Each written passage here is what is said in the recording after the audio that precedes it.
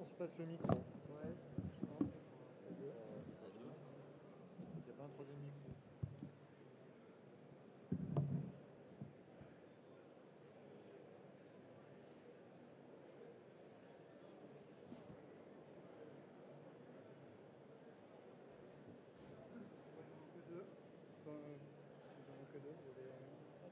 Alors, c'est comme ça. Donc, tu prends, Gérald le prend, et quand on finit, tu me passes. Ok. Et pendant ce temps-là, Gérald repasse le tien. On va avoir un petit truc, tu sais, une petite.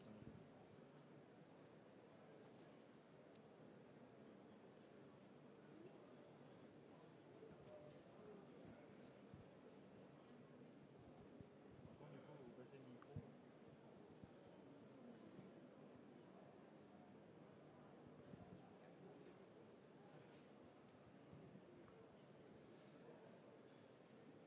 Bonjour et bienvenue à tous pour cette table ronde autour de la standardisation des processus et des produits de la filière nucléaire. Je suis Yann de Saint-Germain, directeur énergie et utilities chez Capgemini Invent, l'entité de conseil en transformation du groupe Capgemini. Je suis très heureux d'accueillir aujourd'hui Gérald Tessari et Pascal Lucas qui portent ces sujets au sein d'EDF et de Framatome. Je vous présente rapidement, messieurs. Gérald, vous êtes directeur transformation à la DIPNN, donc l'entité en charge de l'ingénierie et des projets nouveaux nucléaires, et puis qui délivre aussi des services au parc français. Pascal, vous êtes directeur standardisation et programme au sein de Framatome, donc la filiale d'EDF, chaudiériste nucléaire, qui délivre les équipements, les systèmes de contrôle-commande, les services et le combustible pour les exploitants nucléaires. C'est très intéressant d'avoir aujourd'hui cet échange. Car la filière nucléaire aujourd'hui fait face à de très gros challenges. Des challenges en termes de delivery avec la finalisation des projets EPR en cours, les futurs projets de construction d'EPR en France et à l'export, et puis le développement d'un nouveau produit, le SMR français. Et face à ces challenges, la filière a un enjeu très fort de démontrer sa maîtrise industrielle et de la renforcer. Et pour cela, vous avez lancé au sein de vos entités des démarches de standardisation comme d'autres filières ont pu les lancer, comme par exemple l'automobile ou l'aéronautique. Voilà. Moi, ma première question, elle vient vers vous, Gérald.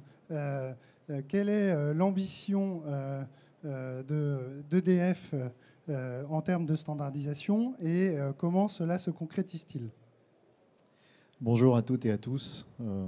Merci Yann pour cette intro. Je rajouterai que je suis aussi dans le plan Excel, puisque je pilote également l'axe standardisation du plan Excel. Alors, pour répondre à la question, d'abord, c'est quoi notre enjeu ? Notre enjeu, c'est de répondre au dérèglement climatique.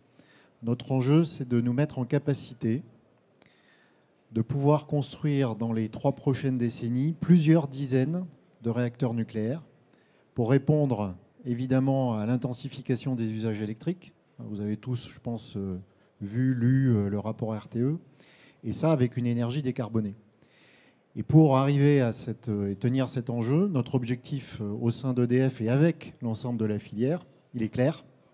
On a besoin de faire un step significatif de performance, à la fois sur la qualité, tendre vers le zéro défaut, diminuer significativement les non-conformités, mais aussi sur les délais, le time to market, accélérer le time to market. Donc ça veut dire accélérer les études, accélérer la construction, et puis évidemment optimiser les coûts.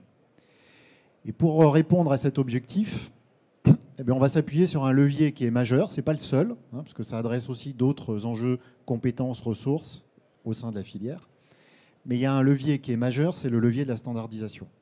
Et donc, on a lancé un vaste programme, un programme ambitieux au sein d'EDF et avec la filière, on en parlera avec Pascal, de standardisation à la fois du quoi, le produit, mais aussi du comment, les méthodes et les outils qui soutiennent ces méthodes.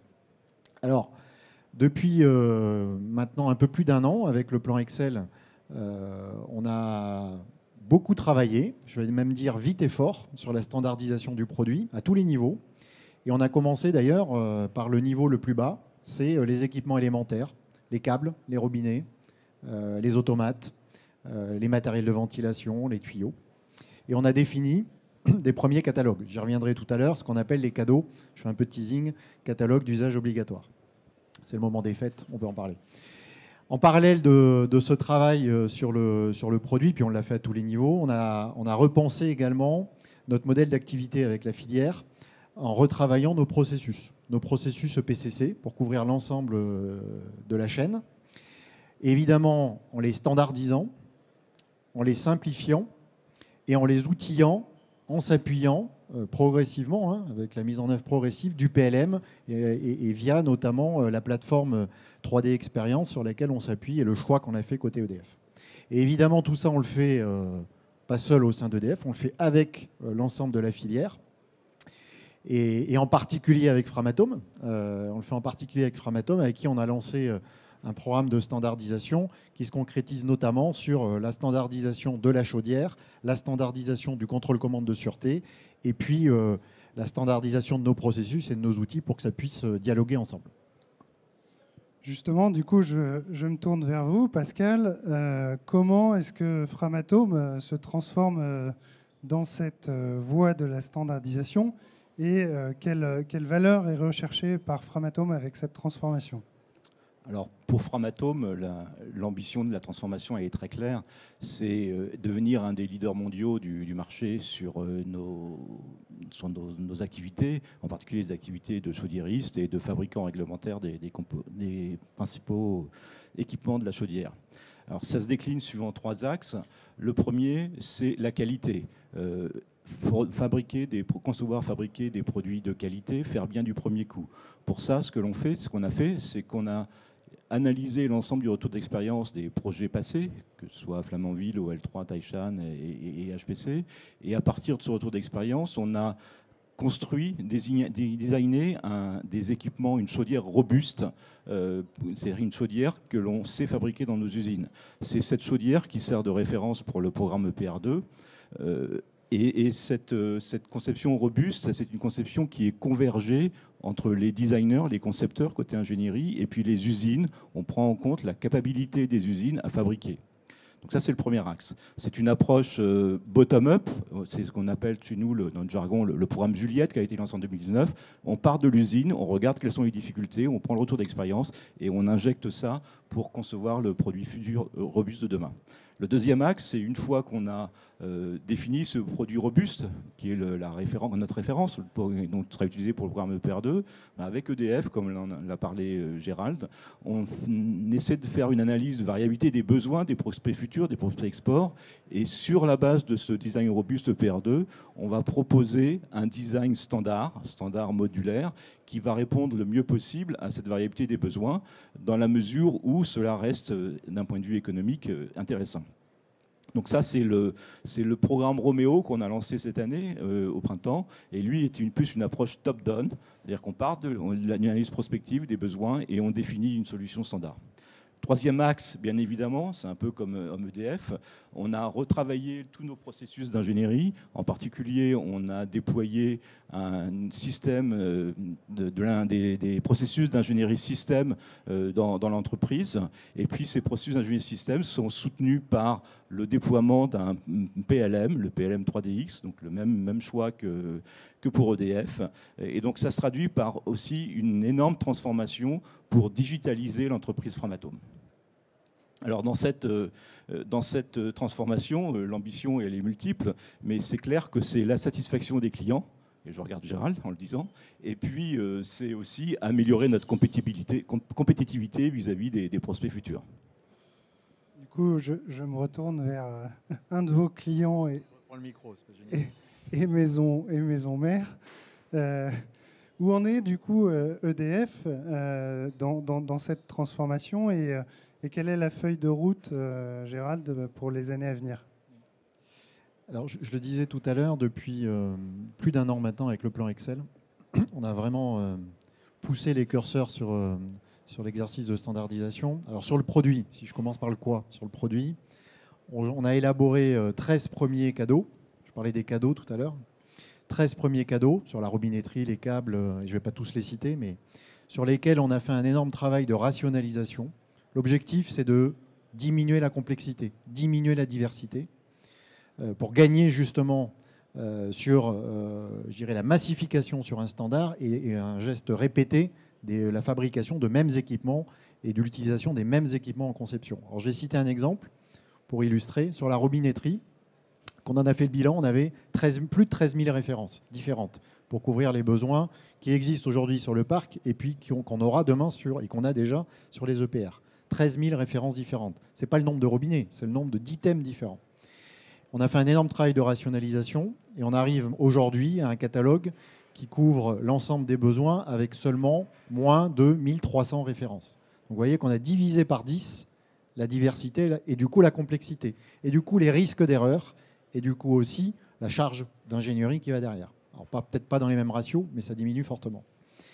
Ça, c'est le travail qu'on a mené sur les catalogues.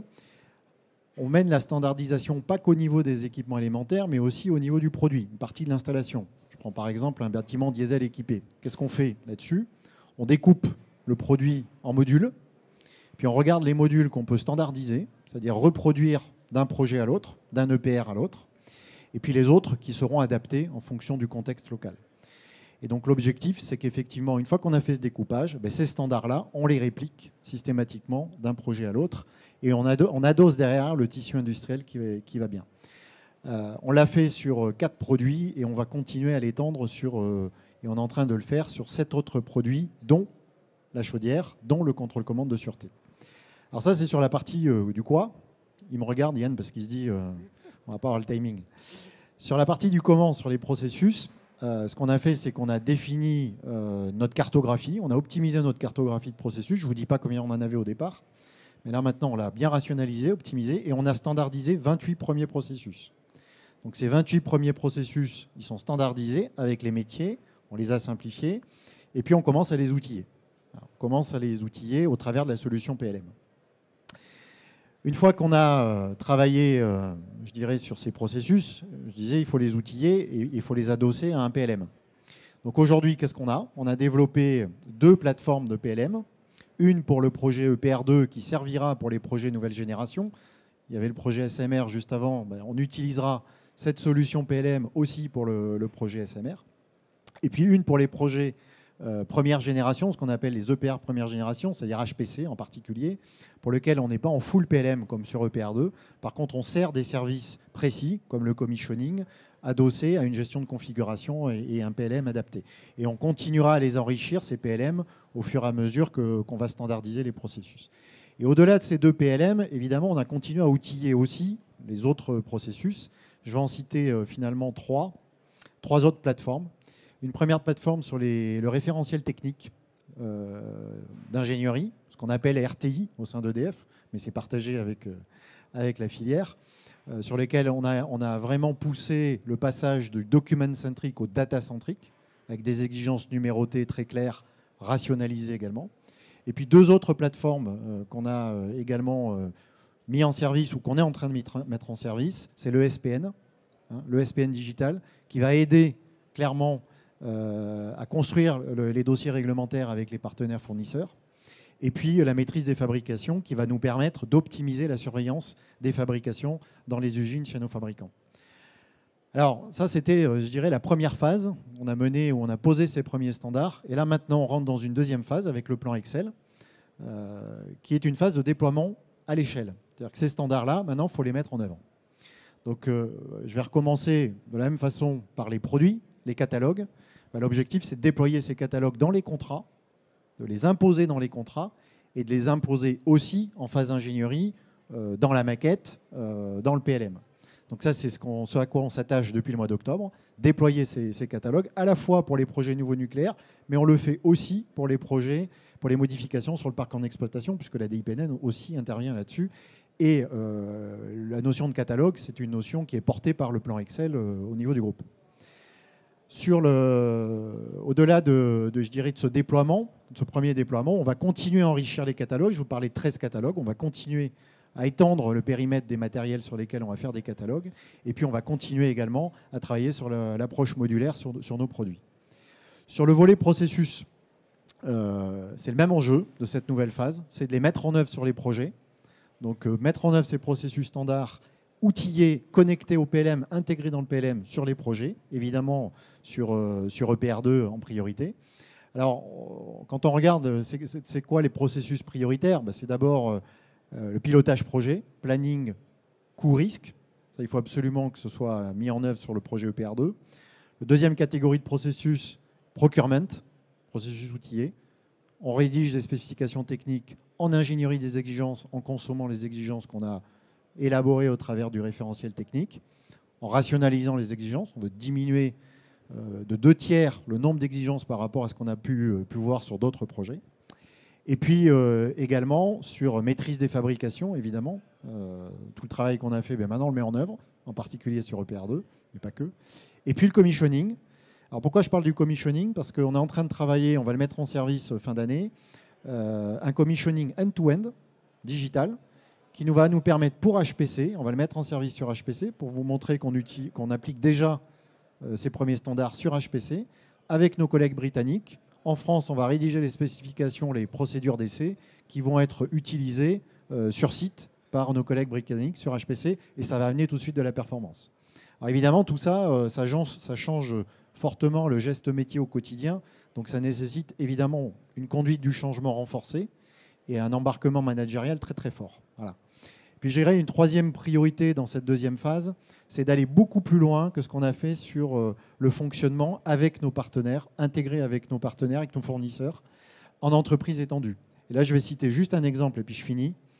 C'est le projet 3D. Aujourd'hui, on a une maquette, on a une industrie qui a beaucoup travaillé sur une maquette 3D avec un outil qu'on appelle PDMS, mais qui ne travaillait pas de façon connectée avec les industriels. Là, l'objectif, c'est vraiment que les industriels, les fournisseurs, les execution designers travaillent dans notre maquette directement. On a une maquette unique qu'on va mettre à jour tout au long du cycle de vie et on aura la capacité, du coup, d'accélérer le delivery, de réduire le rework, parce que tout de suite, les fournisseurs verront où on en est du design et nous, on verra leur retour fournisseur immédiatement. Et finalement, réduire le rework aussi bien en études que sur site. Et ça, HPC, c'est le premier projet qui va en bénéficier dès l'année prochaine et qui va permettre justement de sécuriser, d'accélérer les montages électromécaniques sur HPC. Voilà. Et évidemment, on l'étendra sur EPR2. Et puis, je vais m'arrêter là pour les questions suivantes. Du coup, je me tourne vers vous, Pascal. Côté Framatome, où en êtes-vous de cette transformation et quels vont être les défis clés des années à venir? Alors, Framatome, je vois son client. Le client a toujours beaucoup de temps pour parler, pour intervenir, et après, il met la pression sur son fournisseur. Donc, je vais être très, très rapide. La transformation, aujourd'hui, la première phase, elle est réelle chez Framatome autour du projet EPR2. Le déploiement de l'ingénierie système dont j'ai parlé, c'est une réalité. L'ensemble des phases de conception, d'architecture de conception EPR2 a été fait avec ces nouvelles règles, processus de travail. C'est la revue des données d'entrée. Nous avons travaillé avec EDF Advance pour récupérer sous forme data-centrique les données d'entrée. On a fait des revues de ces données d'entrée. Elles sont gérées, cascadées, ça se traduit par des exigences qui sont cascadées pendant tout le cycle de vie des équipements EPR2. On travaille à l'élaboration d'arborescence. Donc au niveau du design, c'est l'arborescence IBOM. Au niveau de l'industrialisation, c'est la MBOM. IBOM, MBOM, c'est aujourd'hui des notions qui font partie du langage courant de Framatome. C'est une révolution, et en particulier, ce sont des arborescences qui se parlent, qui sont cohérentes et qui sont convergées entre l'ingénierie et l'industrialisation.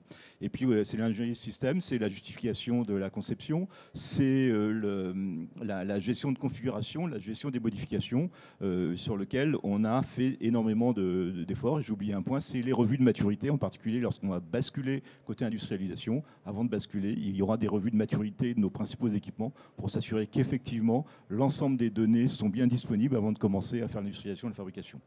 Le deuxième point, c'est la standardisation et l'optimisation de nos processus de fabrication.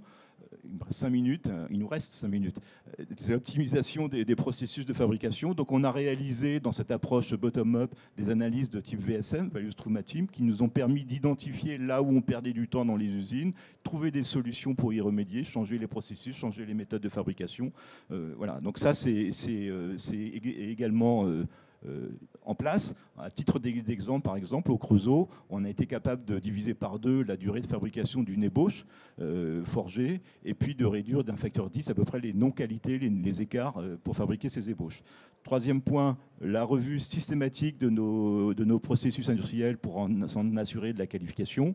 Et ensuite, tout ça, c'est mis en œuvre, soutenu par le PLM, la solution 3D Expérience de Dassault. C'est une réalité, puisque les commandes qui vont être prochainement passées début 2022 aux usines pour fabriquer les équipements EPR2, ces commandes, les données techniques, elles sont portées sous forme data-centrique par le PLM. Et le PLM, c'est l'outil qui va ensuite nous accompagner jusqu'à la fin du projet EPR2.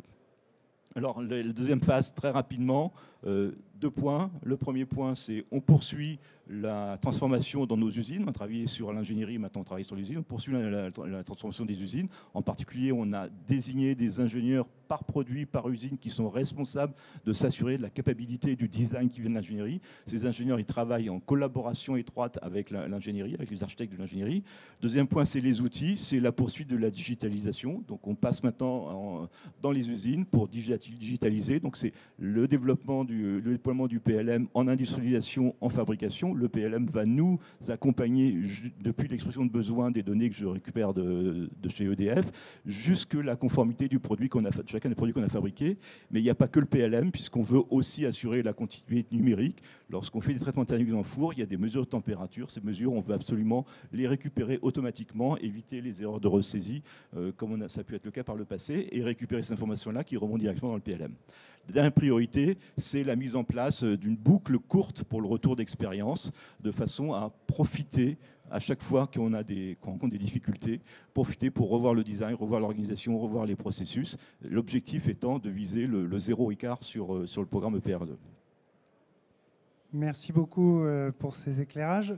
Peut-être juste en 2 mots, vraiment, quels sont les facteurs clés de succès de ces transformations que vous avez engagées? Alors, j'en citerai 3. Juste avant, je voudrais remercier quand même Pascal pour l'adhérence au planning. C'est bien, c'est important pour nous. 3 facteurs clés de succès, selon moi, et compte tenu du retour d'expérience qu'on a là depuis 1 an. On parle d'une transformation métier. Alors, ça paraît évident, mais quand on parle d'une transformation métier, elle doit être portée par le métier, incarnée par le métier, faite par le métier. Ça veut dire que dans les entités métiers d'ingénierie, il faut que ça devienne une priorité, qu'on arrive à mobiliser les compétences, les ressources métiers pour définir les standards. Ce n'est pas quelqu'un à côté qui définit le standard, c'est le métier concerné qui va le définir. Donc ça veut dire une mobilisation forte des métiers, des compétences, en travaillant en fonctionnement en équipe intégrée avec des compétences SI digitales, évidemment. Et puis surtout, quand je parle de mobilisation métier, une incarnation et un sponsorship très très fort, parce que forcément il y a de la priorisation, très très fort au niveau de l'exécutive de l'entreprise. Et typiquement au sein de la DIPNN, c'est le cas, hein, puisque maintenant on a vraiment chaque membre du CODIR de la DIPNN qui est sponsor d'un des axes de transformation que je citais tout à l'heure au sein de l'ingénierie. Donc ça, c'est le premier point, vraiment sécuriser la mobilisation, l'embarquement des métiers. Le deuxième point qui me semble important et qui est fruit du REX, c'est qu'il ne faut pas trop attendre pour embarquer les fournisseurs et la filière. Peut-être que c'est ce qu'on a fait jusqu'à présent. Maintenant, il faut vraiment embarquer très très tôt les fournisseurs pour définir les standards. Je parlais des catalogues tout à l'heure, on ne définit pas un catalogue sans très tôt embarquer les fournisseurs qu'on veut retenir. Voilà. Donc ça, et ça d'ailleurs, c'est ce qu'on est en train de faire. Donc vraiment travailler là-dessus. Puis le troisième facteur clé de succès, s'appuyer sur des partenaires qui l'ont déjà fait, qui ont déjà mené ce type de grosse transformation, en particulier numérique, dans l'aéronautique ou dans l'automobile. On a la chance avec Alain Tranzer qui a rejoint EDF, qui porte le plan Excel, d'avoir ce bench de l'automobile. Mais au-delà, vraiment s'appuyer, et c'est ce qu'on fait sur la transformation numérique, sur un éditeur d'outils et de solutions PLM avec Dassault Systèmes qui a déjà mené ce genre de transformation et qui a un standard à nous proposer. Et puis s'appuyer également sur un partenaire qui est Capgemini aujourd'hui, qui nous accompagne sur la transformation digitale et l'intégration de cette transformation jusqu'à l'accompagnement sur le terrain dans les équipes. Voilà. Et ça, c'est fondamental de pouvoir s'appuyer et d'intégrer ce retour d'expérience des autres industries. Et je m'arrête là. Merci Gérald. Pascal, juste un mot. Alors, je vais rajouter deux petits points par rapport à ce qu'a dit Gérald, que je partage totalement. Le premier point, la transformation chez Framatome, elle s'appuie sur un projet de référence. Je pense que c'est important de caler cette transformation sur un projet qui est représentatif des activités de l'entreprise. Et donc, on a démarré cette transformation avec la partie conception EPR2 et on la poursuit sur la partie fabrication du projet EPR2. Et ça, c'est le premier point. Sur la partie volet numérique, cette transformation des points du PLM, on l'a fait suivant la méthode agile, c'est-à-dire que c'est une transformation progressive, on y va pas à pas, et à chaque palier de transformation, on est capable de mesurer la valeur ajoutée qu'on a apportée au palier. Ça, c'est important, c'est-à-dire qu'on ne fait pas une spécification globale et pour le PLM par exemple, et on attend que tout soit prêt pour aller au résultat, on avance progressivement.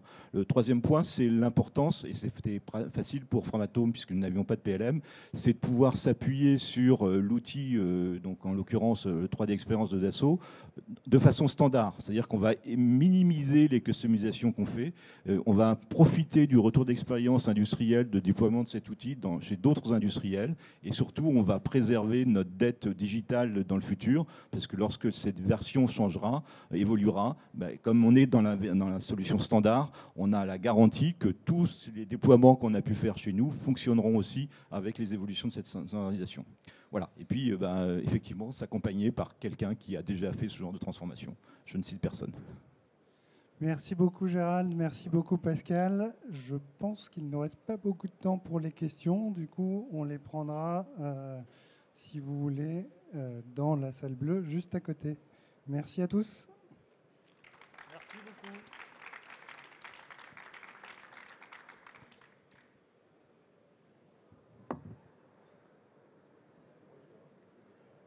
C'est bon.